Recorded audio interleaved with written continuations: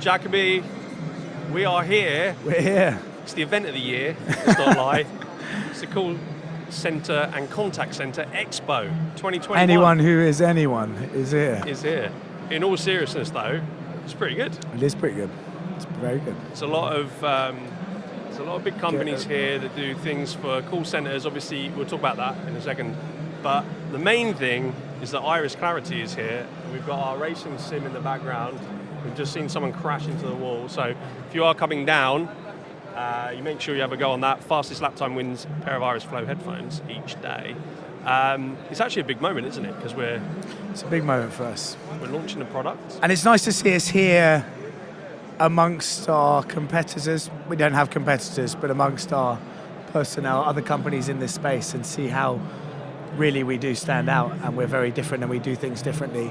And I think that's very apparent by the attention we're getting and just the general look and setup. Yeah, which is nice. I'm pleased about.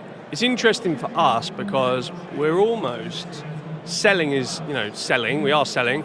We're almost selling to the people that are attending, but also the other exhibitors, because we sit so seamlessly on top of their platforms. CRMs, ERPs, VoIP dialers, all of these sorts of companies are here with us. And there's the beauty about Clarity is the number of different areas we can integrate, whether that's server side. I had a conversation earlier with guys who are just doing back-end server-side solutions, all the way through to call center owners, VoIP solutions, it's and self-serve enterprise. That's why we're here again next week for Business Leaders Conference. I think it's what we've designed, and it's looking fruitful. Yeah, we've had some really interesting conversations so far with people that run call centers. A big theme is that they're moving most, or if not all, of their staff back to their homes. Yeah, moving or have moved and have no intention of bringing them back. As you know, I was in Mexico last week meeting call center owners in Mexico City and for our operation in Latin America, and it was clear that they had no intention of bringing them back into bricks and mortar, keeping them at home, which is even more need for our technology because, as I like to say, we control that uncontrollable environment. I think the other big theme, and something that we've had a number of conversations about, and I think an aspect that surprised certainly we've only been going a couple of hours, but one of the aspects that surprised a few people is this conversation about well-being of their staff. You're an agent, you're on 80, 90, even 100 calls a day, and of course the beauty of the technology working both ways, bi-directional as we call it, for them and their customer. Yeah, it's well-being for the staff, but as a business owner, you learn very quickly that the hardest thing is to find good people, and the most expensive thing is to replace them. And if you've got a high turnover of people, it becomes very costly to a business. So if we can help that environment and make it a more pleasing job to be, you reduce turnover, you save the business money. So there are a number of different ROIs that we plot out, which I think is interesting. And interesting to hear that you've already had a conversation this morning that been open a couple of hours and that have identified that as a problem. It was really interesting. It was a guy really switched on, entrepreneurial guy, and he brought his call center manager, and they've built a business around the call center model, home working. And it was interesting that it was the call center manager almost pitching Iris to her boss because of the power of that well-being aspect for the staff. And how fed up they are of the problem, and how difficult it is to listen and have a conversation with someone who's on the street, in a cafe, at home with kids and dogs and all the other disruptions that we've all become so fed up with over the last year and a half. Yeah, well, we really have. That's our problem. I think it's been the call center problem for years, but everybody now understands it post-COVID. I think people are a lot more tuned in to technology helping them. Before it was, essentially a glorified spreadsheet, click, dial, make a call. I think people are a lot more tuned into solutions that can really help them be more productive, get better success rate with their customers, and also this employee well-being, wellness aspect is a theme, I think, for this whole conference. There's a keynote speaker section in the middle here, and a number of the sessions there are about that aspect of things. So it's good that things are moving in that direction. half of the team is, well, more than half the team is here. What's happening back at the office? The commercial team, at least.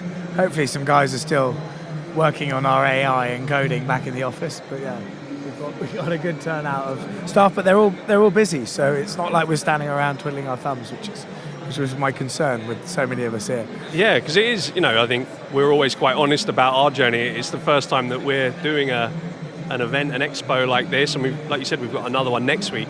But it's a trial for us to see what's the best way to tap into our audience, and we know that this is a product that's going to be fantastic for self-serve, but also we want to be out there and amongst the Ring Centrals and the 8x8s of the world and the Mittels, etc. So great that we're here. What do you think of the setup? It's pretty good. It's great. It's great. As we look around and look at the lack of imagination and well, shouldn't say that, but just the symmetry that is the rest of the room, we really feel like we stand out a lot. Yeah. And I like that. It feels like what we are. We're an innovative tech company. We're not just a service industry business that is competing in a flooded market. We're innovating, we're doing things differently.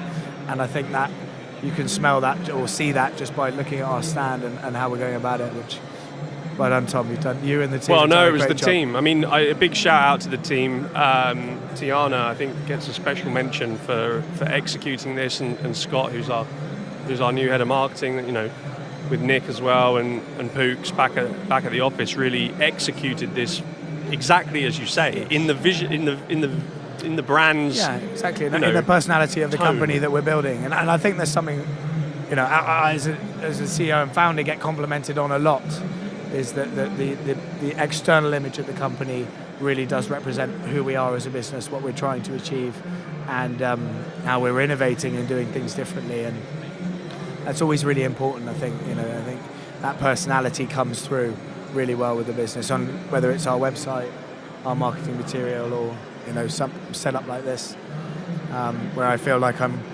more in a Formula One paddock corporate area than I do in a call center expo with sort of 4x4 spacing, and so it's great. Yeah, excellent.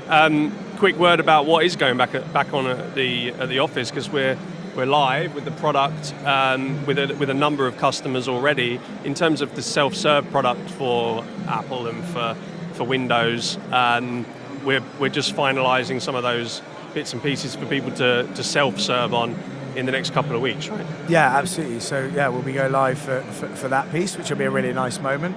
People can get involved and just download it themselves.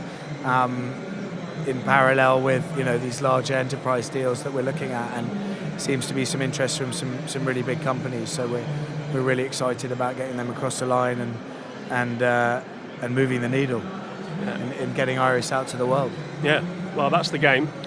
Stay tuned, we've got loads more content that's going to be coming from the Call and Contact Center Expo over the next day and a half now. So Tuesday the 16th, is it? 17th? I've forgotten the date. We're here Tuesday and Wednesday anyway at London ExCel, and you can sign up for free if you want to come down and test your skills on our F1 simulator. There is another F1 simulator here, which I won't say who's hosting that one, but our one's got all the motion sensors to it. Did you have a lap? I did have a lap. I had 3 laps I was allowed before I was kicked out.